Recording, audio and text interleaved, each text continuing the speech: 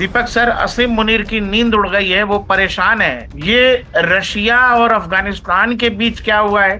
अगर किसी भी देश का मनोबल तोड़ना है, पहले उसके साहित्य को तोड़ने की कोशिश करो। एक ने मुझे पता है क्या कहा, कहता है सर मेरा एक विचार था आज से 10 साल पहले कि ये जो लोग आजादी और जिहादिस्तान की बात करते थे, कहता है उन सबको पासपोर्ट देके एक हफ्ते के लिए वहां भेज दो, वो 2 दिन में लौट आएंगे। पाकिस्तान की सरकार हिल गई थी। मुल्ला मुनीर को समझ आया कि मैं पता नहीं कहां कहां भुदक रहा हूं, और फिर जो पाकिस्तान का गधा, वो डिफेंस मिनिस्टर, उसका नाम मैं भूल जाता, बोला अब तो हमारी जंग छिड़ गई है। जो अमेरिका छोड़ के गया था जब तालिबान 2 आया, वो भाग गए थे। अमेरिका जब चाहे तालिबान के थ्रू तुझे ठोक सकता है। जिहादी मीडिया पर, जिहादिस्तान की मीडिया पर, सोशल मीडिया पर वो कह रहे हैं कि देखिए आप कुछ करिए, कहीं ये भारत की गलती है, आप कंट्रोल क्यों नहीं कर पा रहे। जो इस समय ईरान और इजराइल के बीच में बातचीत हो रही है, ये बेवकूफ मुल्ला जो है, ये क्या है, पिंजड़े वाली मुनिया, इसने बोला है अमेरिकन को कि ये मैं करवाऊंगा, इसमें रूस का कोई रोल नहीं होगा। जब हम आपके, माफ करिएगा जो मैं शब्द यूज कर रहा, हम आपके फीमेल दलाल थे। इंडिया ने रशिया को वो कन्विंस किया कि भाई ये भी हमारे दोस्त हैं यार, इनको भी तो जरा दीजिए कुछ हथियार, ऐसा है?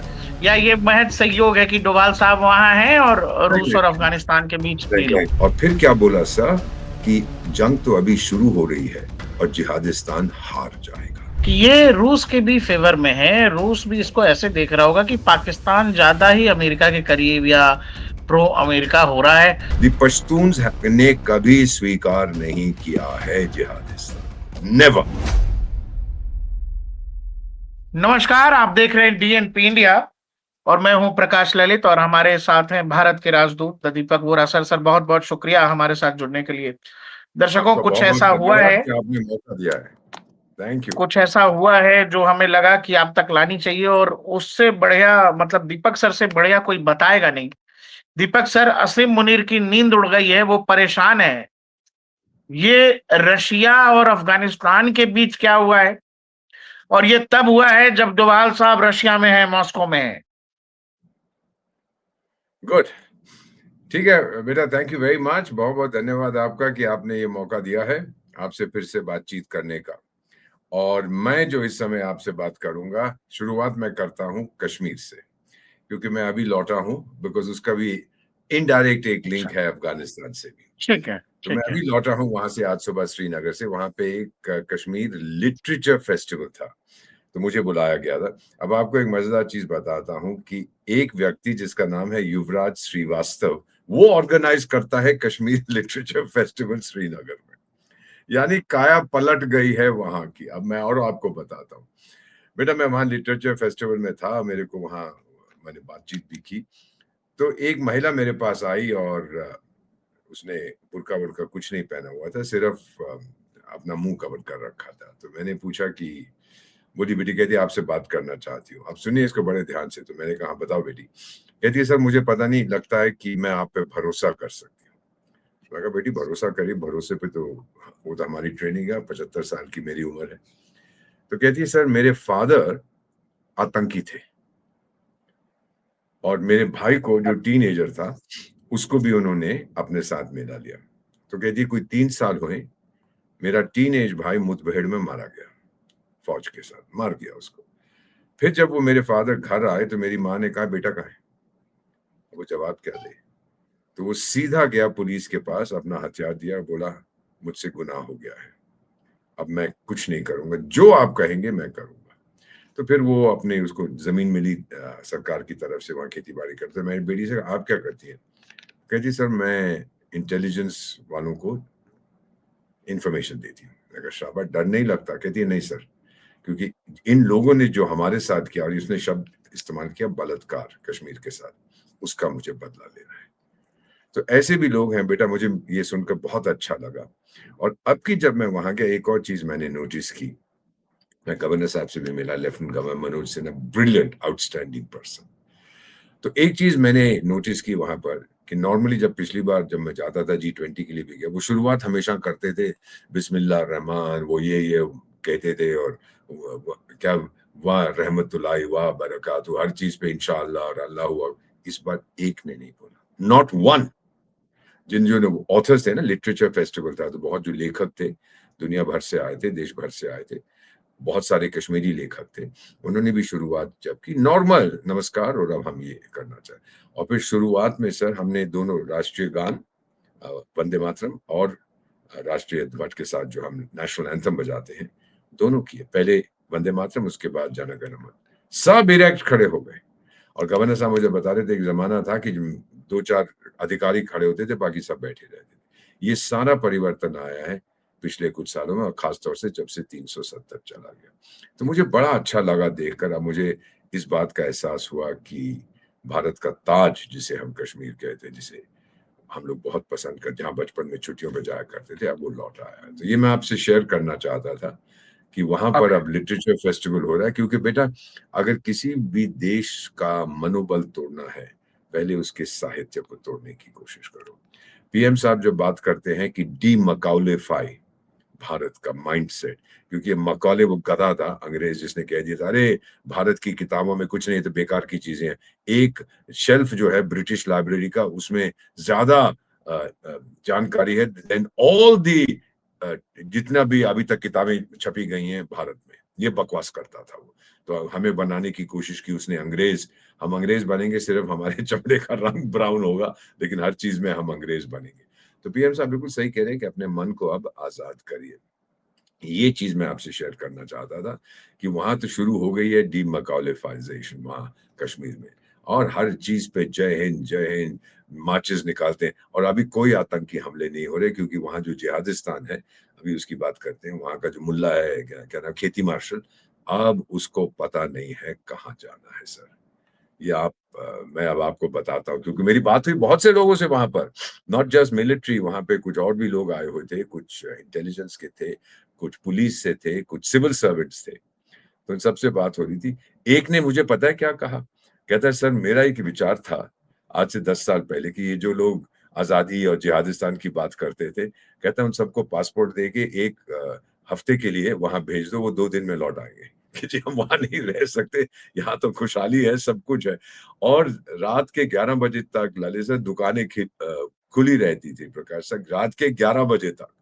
और एक चीज और, जब मैं, क्योंकि मेरी आदत है, मैं सॉफ्ट ड्रिंक्स वगैरह पीता हूँ, हाँ। कैंपा कोला या जो भी है पीने के लिए, तो वहां दुकान पे जाता हूँ 11 बजे, मैंने कहा कितने पैसे, देखता कहते सब 20 रुपए। अब इतना अच्छा लगता है कि उसको पता है कि मैं कश्मीरी नहीं हूँ और वो वहां का था। और फिर मैंने उससे पूछा, उसकी 50 साल की उम्र थी, मैंने कहा कि आपको अब कैसा लगता है? तो कहता है सर हमारा बचपन इन्होंने हमसे छीन लिया है। ये उसके शब्द थे। हाँ। अब जो हमारा मिडिल एज आ गया है, 51 साल का था, कहता हमारा मिडिल एज आप लोगों ने हमें लौटा दिया है। बड़ा अच्छा लगा मुझे ये सुनकर, काफी क्या। अब हैं कुछ बेवकूफ लोग जो लिखते रहते हैं वहां ये होने वाला है, वो होने वाला है, कश्मीर जाए बिना ये बकवास करते हैं। तो सर अब हम बातचीत कर रहे हैं अफगानिस्तान। आपने कहा कि अफगानिस्तान की हम बातचीत करेंगे, जरूर करेंगे, क्योंकि जैसा मैं स्वीकार करता हूँ कि my father was from Ghazni, उनकी फैमिली, तो 50% तो मैं भी पठान हूँ। सो मेरा फादरलैंड है एक तरह से सर, अफगानिस्तान। एंड भारत मेरी माँ है, of course my mother was related to a Sikh family. अब सर मैं कुछ बताना चाहता हूँ कि अभी आप देख रहे हैं कि जिहादिस्तान उर्फ पाकिस्तान, वो अफगानिस्तान के कुनार प्रोविंस को भी उसने बॉम्ब किया है, और ये मेरे ख्याल अप्रैल में था, और कई लोग वहां पर मारे गए थे यूनिवर्सिटी के अंदर। तो ये बहुत जबरदस्त उन्होंने हमला किया था, डेडलीस्ट अटैक हुआ था तालिबान की तरफ से पाकिस्तान में, वो फरवरी में हुआ था। तो उसके बाद कहते हैं कि पाकिस्तान की सरकार हिल गई थी। मुल्ला मुनीर को समझ आया कि मैं पता नहीं कहाँ-कहाँ भुदक रहा हूँ, लेकिन जो तालिबान की सरकार कर रही है, ना सिर्फ टीटीपी, जो तालिबान की सरकार कर रही है, हमें ठोक रही है। उसने हमारे मिलिट्री बेसेस मारे थे और कई घंटों के अंदर बहुत सारे लोग मारे थे। फिर पाकिस्तान ने हमले किया एयरफोर्स के जरिए एटसेट्रा। ये बड़ी मजेदार चीज है, और ये पहली बार था कि उन्होंने अफगानिस्तान के अर्बन एरियाज पे हमला किया। और फिर जो पाकिस्तान का गधा, वो डिफेंस मिनिस्टर, उसका नाम मैं भूल जाता हूँ, बोला अब तो हमारी जंग छिड़ गई है अफगानिस्तान के साथ। बेवकूफ है। तो फिर कतर और टर्की और चीन ने कहा जी हम मीडिएट करते हैं, एक सीज फायर करते हैं। वो सीज फायर 10 दिन भी नहीं चली, 10 मिनट चली और सब खत्म हो गया। तो सर अब क्या होता है जब ऐसी स्थिति वहां पर बन रही है, जब आप देख रहे हैं कि उनके पास कुछ नहीं है। वो तो ईरान और इजराइल के बीच में मध्यस्थता करने की कोशिश कर रहा था, और डोनाल्ड ट्रम्प ने क्या उसकी पीठ ठोक दी। माय फेवरेट फील्ड मार्शल, उसने कहा मैं खुदा बन गया। अब चुपचाप बैठा हुआ, और अब सर पुरानी कहानी पे वापस आ गया कि बलोच हमें ठोक रहे हैं, खैबर पख्तून हमें ठोक रहे हैं, माय फैमिली पठान्स, ये सब भारत की गलती है। अच्छा टाइगर, एक चीज मुझे बता, पश्तून के पास हथियार कहाँ से आते हैं? मेरा तो कोई लैंड बॉर्डर है नहीं, तेरा तो हमारे कश्मीर के साथ था, और तूने वहां से उनको हथियार दिया। हमें पता है साहब, ये पीर पंजाल से आते थे, हाजी पीर पास से आते थे, तो हमारे पास तो कोई कॉमन बॉर्डर भी नहीं है, कहाँ से आ रहे हैं? ये हथियार वो हैं, अब आप इसको सुन लीजिए सर, जो अमेरिका छोड़ के गया था जब उन्होंने, तो जब तालिबान 2 आया वो भाग गए थे। और बातचीत यही थी, ये मुझे बहुत से बुद्धिजीवियों ने बताया, अफगानों ने, कि हमारी अंडरस्टैंडिंग ये थी कि ये हथियार हम अपने पास रख रहे हैं, जब हमें इस्तेमाल करने होंगे आपसे पूछ लेंगे, और कहीं देने होंगे हम आपसे पूछ लेंगे। तो जिहादिस्तान ने ये बोला कि ये फील्ड मार्शल पर, खेती मार्शल पर हमें बिल्कुल भरोसा नहीं है, ये आज कुछ है कल कुछ बोलेगा। तो उसने कहा कि आप लोग, आप टीटीपी को, यानी तालिबान सरकार के थ्रू तहरीके तालिबान को आप दीजिए हथियार, ताकि वो ठोके। ये फील्ड मार्शल को पता लगे कि देख टाइगर, तू जो मर्जी कर, तेरी टूटी तो हमारे हाथ में है। अमेरिका जब चाहे तालिबान के थ्रू तुझे ठोक सकता है, और अब उसको पता नहीं है क्या करूं। सर आज की हम रिकॉर्डिंग आपके साथ कर रहे हैं 31 मई को, today is the last day of the month. हमें बता देता, आज सुबह मेरे बलोच बहुत से मित्र हैं, बहुत सारे। एक का मुझे मैसेज आया है, हम लोग अपना ग्रुप है, तो उसने कहा कि एम्बेसडर साहब येस्टरडे, आपको खुशी होगी, किस बात की खुशी जानकर, कि जो बीता हुआ कल है, हमने 22 पाकिस्तानी सिपाहियों को हुरिफाई कर दिया था, उनकी हुरों के पास भेज दिया। अब जिहादी नहीं बताएंगे, तो वो बात बैठ के, सर ये सुनने वाली बात है, वो बकवास अब ये कर रहा है कि इसमें भारत का हाथ है। और पता है सर, मुझे शक है ये फिर कुछ नौटंकी करने की कोशिश करेगा बार बार, ये भी। और वो उसका गधा जो विदेश, वो मंत्री जो है, डिफेंस मिनिस्टर, और वो एक कोई बदमाश है, अपने आप को शरीफ कहता है मैं प्राइम मिनिस्टर हूं, वो भी कुछ बकवास करेगा। ये लोग मेरा ख्याल अपना लोगों का ध्यान दूसरी तरफ करने के लिए कुछ बदमाशी करेंगे। लेकिन अब जो मैं देख रहा हूं जिहादी मीडिया पर, जिहादिस्तान के मीडिया पर, सोशल मीडिया पर, वो कह रहे हैं कि देखिए आप कुछ करिए, कहीं ये भारत की गलती है, आप कंट्रोल क्यों नहीं कर पा रहे? आप तो कह देते दुनिया की सबसे शक्तिशाली फौज हमारी है, दुनिया का सबसे ज्यादा पैसा हमारे पास है, क्या हो गया? भारत के ऊपर क्यों ब्लेम कर रहे हैं आप लोग? अब हमारे नेशनल सिक्योरिटी एडवाइजर मॉस्को जाते हैं, और क्योंकि सर ये चीज सुनने वाली है कि अफगानिस्तान के पास एयरफोर्स नहीं है, कुछ बचे हुए थे सोवियत संघ के टाइम के उनके पास जहाज, और कुछ अमेरिका अपने छोड़ गया, जो अमेरिका के मेन हेलीकॉप्टर छोड़ गया, जो उसके मेन फाइटर प्लेन्स थे F-16 वगैरह, वो तो सब अपने साथ ले गए थे, और जो नहीं ले गए थे उनको उड़ा दिया था। This is a fact.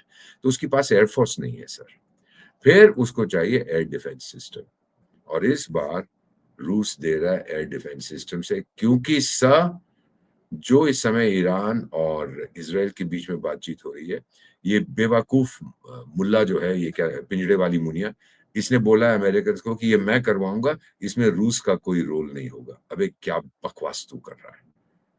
Iran को जो असला आता था, सामग्री आती थी, वो रूस और चीन से आती था, तूने जाके कह दिया कि रूस का इसके अंदर कोई रोल नहीं होगा। तो रूस तो बहुत नाराज था इससे। और अगर अब उन्होंने एयर डिफेंस दिया, वो इसलिए कि अगर अफगानिस्तान के जहाज, ये पाकिस्तान के जहाज हम पर हमला करेंगे, हम उनको गिरा देंगे। ऑलरेडी मेरा ख्याल पिछले 2 महीने में 2-3 पाकिस्तानी जहाज उन्होंने गिरा दिए हैं। कहाँ से मिसाइलें लाए हैं मुझे पता नहीं है, कैसे किया ये भी मुझे पता नहीं है, लेकिन उन्होंने उनको ठोका है बुरी तरह से। सो सर, अब मेजर चीज जो ऑलरेडी वो उनका जो गधा है, ये क्या नाम है, ख्वाजा डिफेंस मिनिस्टर, जिसने पहले कहा था कि 30 साल तक हम सारे गंदे खेल खेलते रहे अमेरिका के लिए और ब्रिटेन के लिए, सारी बदमाशियां हम करते रहे। बेवकूफ, ऐसी चीजें नहीं कहते कि हम तो आपके दलाल थे, और फिर आपने हमारे को लात मार के बाहर निकाल दिया। जब हम आपके, माफ करिएगा जो मैं शब्द यूज कर रहा, हम आपके फीमेल दलाल थे, और जब आपको हमारी और कोई जरूरत नहीं तो आपने लात मार के हमें बाहर निकाल दिया वहां से। गधे लोग हैं।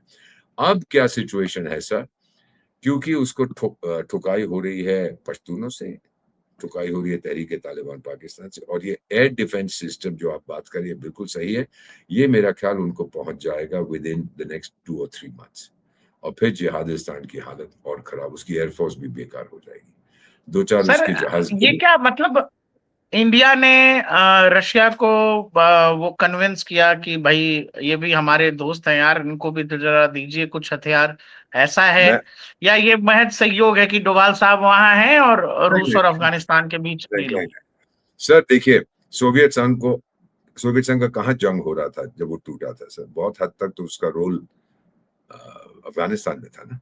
जिहादिस्तानी पाकिस्तानी जो मर्जी का, हमने तोड़ दिया, भाई तुम्हारे बाप ने नहीं तोड़ा उसको। ये तो वहां वो कमजोर हो गए थे, लड़ रहे थे, अफगान लोगों ने बहुत मार खाई, लेकिन फिर हरा दिया अल्टीमेटली। तो आप सर जब बात करते हैं ना जिहादिस्तान के लोग कि हमको अफगानिस्तान में स्ट्रेटेजिक डेप्थ चाहिए, इसका मतलब क्या होता है? ये भी मैं सर आपको बैकग्राउंड बता देता हूँ। ये स्ट्रेटेजिक डेप्थ का कॉन्सेप्ट आया था 1965 की लड़ाई के बाद, जब हमारा जंग हुआ था। अगर हम ना रुकते, हम तो लाहौर तक पहुंच गए थे। और उस समय फिर जो भी हमारे आर्मी चीफ साहब थे वो थोड़ा सा नर्वस हो गए और हमको रोक दिया था, नहीं तो हम लाहौर जाते। अब लाहौर हम चले जाते क्योंकि पाकिस्तान का शेप एक रिबन की तरह है, ईस्ट टू वेस्ट बड़ा पतला है, नॉर्थ साउथ थोड़ी उसमें डेप्थ है। आप तो क्या रिबन होता कह है? रहे हैं, मैं ध्यान से देखता हूँ तो ऐसा लगता है जैसे कोई डॉगी बैठा हो। हाँ बिल्कुल बिल्कुल, कुत्ते की पूंछ है सर, और कुछ नहीं है, वो कभी सीधी नहीं होगी। तो उसमें क्या है सर कि उन्होंने देखा कि अगर ये पहुंच जाएंगे हम क्या करेंगे, फिर हम नॉर्थ जाएंगे, हम अफगानिस्तान में हमारी वहां स्ट्रेटेजिक डेप्थ मिलेगी। बकवास करते हैं, स्ट्रेटेजिक डेप्थ का मतलब था हम डोमिनेट करेंगे अफगानिस्तान। ये तो टर्म्स इन्वेंट करते हैं। बेसिक आइडिया था कि हम अफगानिस्तान को डोमिनेट करेंगे, उसके ऊपर अपना शासन करेंगे, और फिर जब हमें जरूरत पड़ेगी अफगानिस्तान में हम जाके रीग्रुप करेंगे। वो सब कहानी खत्म हो गई है। तो अभी जो है सर, जो सोवियत संघ टूटा था अफगानिस्तान की तरह, लेकिन सोवियत संघ में ये जो पुतिन साहब है, ये बड़े शातित खिलाड़ी हैं। ये जानते हैं कि अगर पाकिस्तान बहुत करीब चला गया अमेरिका के और मुझे कमजोर करने की कोशिश, क्योंकि अभी भी पाकिस्तानी लोग कहते हैं अरे हमने तोड़ा था सोवियत संघ को। उसने कहा अच्छा बाजा टाइगर बताता हूँ, वो ठोकेगा इसको।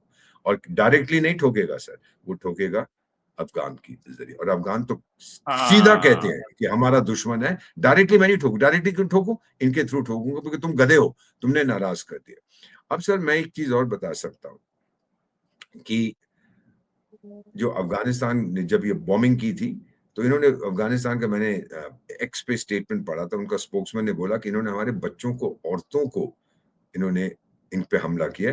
और फिर क्या बोला सर कि जंग तो अभी शुरू हो रही है और जिहादिस्तान हार जाएगा। ये एग्जैक्ट वर्ड्स, मैं कुछ दूसरी चीज नहीं कर रहा हूं सर। अब जब आप इसका पूरा इतिहास देखते हैं अफगानिस्तान पाकिस्तान रिलेशंस का, आप देखते हैं कि एक टाइम होता था जब जिहादिस्तान का जन्म हुआ और हमें आज़ादी मिली, हमें तोड़ दिया गया था। तो उस समय कुछ लोग कहते थे कि हम लोग जिहादिस्तान और अफगानिस्तान मिल जाएंगे, एक इस्लामिक यूनियन बनाएंगे, या अमेरिका उनको कहता था बनाओ। तो अफगान ने कहा देख टाइगर, बकवास मत करो, हम लोग लड़े हैं, हमें जो हमारी आज़ादी है वो कोई हमसे छीन नहीं सकता। यहाँ तक कि सर जब वो मुजाहिदीन का वो हो रहा था ना, वो ठोक पीट रहे थे हर जगह, तो उस समय ये बेनजीर भुट्टो का एक होता था, कोई गुल मुल फुल बुल, उसका इंटेलिजेंस वाला। तो उसने जाके बोला बेनजीर को, मैडम आपको अफगानिस्तान चाहिए ना, मैं आपकी गोद में दे दूंगा। अब हमारा एक मुजाहिदीन है, कोई उनके 4-5 उनके लीडर थे, तो इस मुजाहिदीन आदमी को, इस ग्रुप को हम लोग सपोर्ट करेंगे, और हो सकता है हम कुछ अपने सिपाही भी भेजे ताकि इन मुजाहिदीन को थोड़ी हम ट्रेनिंग दें कैसे लड़ना है। चीजें देखे, अगर मेरे उसमें गिर जाके तो हम कंधार में इनको इंस्टॉल करेंगे, उसको राजधानी बनाएंगे, हल्के हल्के पे जाके हम काबुल को कब्जा करें। लेकिन अफगान मुजाहिदीन पता क्या हुआ सर, वो सारे आपस में मिल गए कि हम ठोकेंगे, ये कौन आ रहा है बाहर से हम पे हुकूमत करने। और एक अफगान मुजाहिदीन लीडर ने, जिस मैंने सुना है इसको खुद से, मेरे कान धोखा नहीं देते, उसने ये कहा था कि हम अफगान जो कभी जंग हारे नहीं हैं, हम राय क्यों ले पाकिस्तानियों से जो कभी जंग जीते नहीं है। बड़ी अच्छी बात क्या उसने बात। कही थी। पर ये गधे हैं ना, ये गधे हैं, ये नहीं समझेंगे, अच्छा, दिमाग तो एक है नहीं एक इनका। और चीज जो आपने तो बोला अभी वो चीज बड़ा ये है सर, महत्वपूर्ण है लेट मी कि कंप्लीट, मैं जी। Before I lose my thought, कि ओके ओके। 50s में फकीर और वीपी जो पश्तून था वो भी लड़ता रहा आजादी के लिए, बहुत ऐसी चीजें हुई हैं वहां पर। दी पश्तून्स ने कभी स्वीकार नहीं किया है जिहादिस्तान को, नेवर, कि भाई हमारे आधे लोग तो लाइन के उस तरह में, तो आप डूरंड लाइन बना देते हैं। ब्रिटिश की भी चाल थी, डूरंड लाइन बना दी, ये कर दिया, वो कोई डूरंड लाइन नहीं है। सिंधु नदी पर हमारा बॉर्डर है, हमारा बॉर्डर ब्रिटिश इंडिया के साथ होता, तो तू कॉकरोच कहां से बीच में आ गया। This is the Afghan view of Jihadistan. तो अब जो हो रहा है सर, अगर ये एयर डिफेंस, क्योंकि कमजोरी उनकी एयर डिफेंस थी, उनके पास एयरफोर्स नहीं है, और इसीलिए सुइसाइड बॉम्बिंग करते थे, ये करते थे, वो करते थे। अब वो ठोकेंगे। अगर जिहादिस्तान ने वहां बॉम्बिंग करने की कोशिश की, उसकी फौज नहीं जाएगी, क्योंकि ये तो आपको पता है ना सर, पश्तून फाइटर का, पठान का क्या चाहिए उसको सर? 2 नान चाहिए, अफगानी नान, एक उसकी राइफल, एक कंबल चाहिए, और महीनों तक चलता रहेगा। जहां भोजन मिला वहां खा लेते। मैं तो जानता हूँ इन लोगों को, मेरा परिवार है sir, they are fierce fighters. और भारत के बारे में कहते हैं हमारी भारत से दुश्मनी क्या, गाने गाते हैं सर बॉलीवुड फिल्मों के, बड़े पॉपुलर है वहां पर। तो मेरा ये कहने का है, पाकिस्तान बुरी तरह से फंस गया। अब सब, ईरान भी ठोकेगा उसको, क्योंकि वो सऊदी अरेबिया के साथ जो उसने समझौता किया। दूसरी तरफ चीन भी कह रहा है मेरे पैसे कहाँ हैं? अभी तो उनका वही बदमाश शरीफ गया था बीजिंग, वहां बैठा रहा, आखिरी दिन पे 10 मिनट के लिए पिंग पोंग से मुलाकात हुई, बाकी टाइम तो चपरासियों से बात करता था। हम जी, हमारा वो चाइना पाकिस्तान इकोनॉमिक कॉरिडोर खत्म हो गया है, उसमें रिवाइव करेंगे। चाइना ने कहा तू रिवाइव कर, पैसा मैं एक नहीं डालूंगा, तो पहले ही मेरे बहुत पैसे खा चुका है। तो चीन के साथ भी संबंध ठीक नहीं, मेरे साथ तो आप जानते। अब वो घिर गया है बुरी तरह से, अपने ही षड्यंत्र में फंस गया है। ये सच्चाई है आज की, जो मैं आपके सामने बता रहा हूँ सर। एक बात आपने जो बड़ी जरूरी कही वो ये कि ये रूस के भी फेवर में है। रूस भी इसको ऐसे देख रहा होगा कि पाकिस्तान ज्यादा ही अमेरिका के करीब या प्रो अमेरिका हो रहा है, तो इसको थोड़ा सा लगाम थामने के लिए रूस को भी लगा होगा कि ठीक है, भारत का सजेशन सही है, डोभाल साहब सही करे, इनको जरा पठानों को कुछ हथियार देते हैं। ये तो शुरू से ही हुआ है ना सर। पठान तो हमेशा कहते रहे थे कि अगर हमारे पास हथियार नहीं थे तो हम लोग लड़ नहीं पा रहे थे, अगर हमारे पास हथियार होते तो सवाल नहीं पैदा होता। खान अब्दुल गफ्फार खान, जिसको हम बादशाह खान कहते हैं, उनके साथ भी यही बात होती थी कि भाई हम लोगों की क्या, हम लोग पाकिस्तान का हिस्सा नहीं बनना चाहते थे, लेकिन आप लोगों ने जबरदस्ती वहां वो करा दिया, क्या कहते हैं उसको, रेफरेंडम, हमने भाग भी नहीं लिया, और फिर ये सब बदमाशियां वहां होने लगी। तो ये चीजें अगर आप ध्यान में रखें। और एक चीज और है सर, ये खान अब्दुल गफ्फार खान के टाइम की मैं आपको बताता हूँ, जो मुझे बताया गया था। मेरे फादर साहब तो बड़ी फ्लुएंटली पश्तो बोलते थे, तो बताया करते थे कि इस आदमी ने यही कहा था, शायद पंडित जी से कहा था या महात्मा जी से कहा था, कि ये जो कौम आ गई है, इन पे भरोसा कभी मत करना, हम पे भरोसा करो पठानों पर ये पंजाबी मुसलमान पाकिस्तान में जो है, इन पे भरोसा मत। सर जो भारत से गए थे ना वहां पर, आज तक उनको मुहाजिर कहते हैं, पाकिस्तानी नहीं कहते। आप जानते हैं ना इसको? जो बिहार से गए थे वो मुहाजिर हैं। हम लोग कब कहते हैं कि जो भी कहीं किसी भी देश से कोई आता है, जो भारत में बस गया वो बस गया है। भारत माँ ने तो सबको स्वीकार किया। ये गधे ये चीज समझ नहीं पाते, सोचते हैं कि अफगानिस्तान को हम बना लेंगे अपना गुलाम, सवाल नहीं होता। तो अब आप देखेंगे कि अभी तो मैं कहूंगा इतना ही सर, कि अफगानिस्तान के अंदर अभी हमला नहीं कर पाएंगे थ्रू द एयरफोर्स, वैसे इनकी फौज जाएगी नहीं, मार खाएंगे। अभी तो पार्टी शुरू हुई है। और फिर सिंधु नदी का पानी सर, मत भूलिए उसको। इस साल के आखिर तक, जिस दिन सरकार ने फैसला किया बंद, उस दिन बंद, एक बंद बनेगा, पानी खत्म। और इस बार तो कश्मीर में एक राइटर उन्होंने वो संबोधित कर रहे थे, उन्होंने कहा कि हम समझते हैं कि बेस्ट तरीका ये है, जो जो झेलम का और चिनाब का और सिंधु नदी का पानी उधर जा रहा है, तो बंद करके ना वहां भेज दो ना। राजस्थान में जरूरत है, हरियाणा में जरूरत है, पंजाब में जरूरत है। मैंने कहा सर आप कहाँ से हैं? कहता मैं कश्मीरी हूँ। मैं कह रहा हूँ, मैंने कहा अच्छी बात है, ये सुन के बड़ा अच्छा लगता है कि आप ये विचार अब आपने प्रकट कर। तो इसको अगर आप ध्यान में रखें सर, अब देयर इज टोटल, पाकिस्तान का दोस्त कोई नहीं है उसका। लोग कहते हैं उसका दोस्त ये है वो है, कोई नहीं है उसका दोस्त, एक नहीं है, अकेला पड़ गया दुनिया में। फिर वो हांगकांग से कुछ खरीद के रेयर अर्थ ले आता है डोनाल्ड ट्रम्प को, दीजिए मैं तेरे लिए ये लेके आया हूँ। बकवास। और पता है आपको क्या एमओयू हमने कहाँ से साइन लाया किया? हांगकांग से सर? खरीद क्या के, करा? तो ये तो वेल कहाँ नोन से है लाया? सर। हांगकांग चीनी से? माल हांगकांग से खरीदा, पैसे दिए और डिब्बे भर के, सर देखो तेरे लिए क्या है, गधे अरे के बच्चे, तू भैया, फौजी चीफ है, तू ये क्या सेल्समैन कब से बन गया? और आपको पता है कि हमने जो साइन किया एमओयू, वो तो कह रहा था कि हमारे बलूचिस्तान के नीचे यही सब है, यही सब माल है, निकलेगा, आप जाके गड्ढा खोदो उधर। और एक कंपनी के साथ साइन भी किया, एक अग्रीमेंट, एक अमेरिकन कंपनी के साथ, कि जाइए ढूंढे, पहले उसको निकालोगे फिर रिफाइन करोगे। वो अमेरिकन कंपनी की वेबसाइट पे मैंने देखा था कुछ दिन पहले कि वहां कुछ नहीं है, ठंडे हो गए। ये सर इनकी आदत है बकवा। ये था ना, ये क्रिकेट खिलाड़ी इमरान खान, तो इसने भी एक बार अनाउंस कर दिया था कि एक ऑयल कंपनी ड्रिलिंग हो रही थी, एक इटालियन कंपनी, एनी फेनी उसका कुछ नाम था, तो उनको बहुत तेल मिला है कराची के एरिया में, और अब तो हम बिल्कुल सऊदी अरेबिया से ज्यादा अमीर हो जाएंगे, ये करेंगे वो करेंगे। तो 15 दिन की 1 महीने के बाद वो कंपनी बोली कि हमें कुछ नहीं मिला, हम दुकान बंद करके जा रहे हैं। एक गधे हैं, एकदम से भाग जाते हैं बताने के लिए। तो यही चीज हुई है यहाँ पर, जो हमारे पे ये। और बलूचिस्तान से टाइगर तू निकालेगा कैसे? बीएलए को तो अमेरिका ने बोल दिया कि ये आतंकी संगठन है, तेरे कहने पर तूने हाथ जोड़े मान गया, लेकिन वो कुछ करेंगे नहीं। और ना ही कोई अमेरिकन जाएगा अपनी जान जोखिम में डाल, क्योंकि सब जो वहां पे माइनिंग चल रही है इस समय बलूचिस्तान में, चीनी भी उसमें इन्वॉल्व है। वो अमेरिका को कभी घुसने नहीं देंगे वहां पर। वो उनको वैसी समस्या हो रही है बलूच के साथ, कोई और आ गया तो और मुसीबत होगी। तो इन चीजों का अगर आप ध्यान रखें, पाकिस्तान ने अभी तक जितनी चालें चली हैं सब फेल हो गई हैं। सो आप इसको देखते जाएं, जो मैंने आपको कहा स्पष्ट रूप से कि अब अफगानिस्तान के उसी के आदमी ने उसी के डिफेंस में ने कहा था अब जंग शुरू हो गई है। जंग की तो अभी शुरुआत है टाइगर।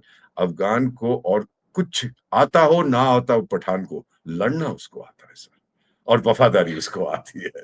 वो लड़ेगा, वो कब से लड़ रहा है सर। बहुत से सिकंदर आजम भी वहां पे जिसको कहते हैं, वो भी बेवकूफ आया था। ग्रीक लोग भी आए थे, ब्रिटिश आर्मी भी गई थी। आपको पता है ब्रिटिश इंडियन आर्मी गई थी, कहीं हमला किया था, एक सिपाही उनका बच के वापस आया था, ठोक दिया था इन्होंने।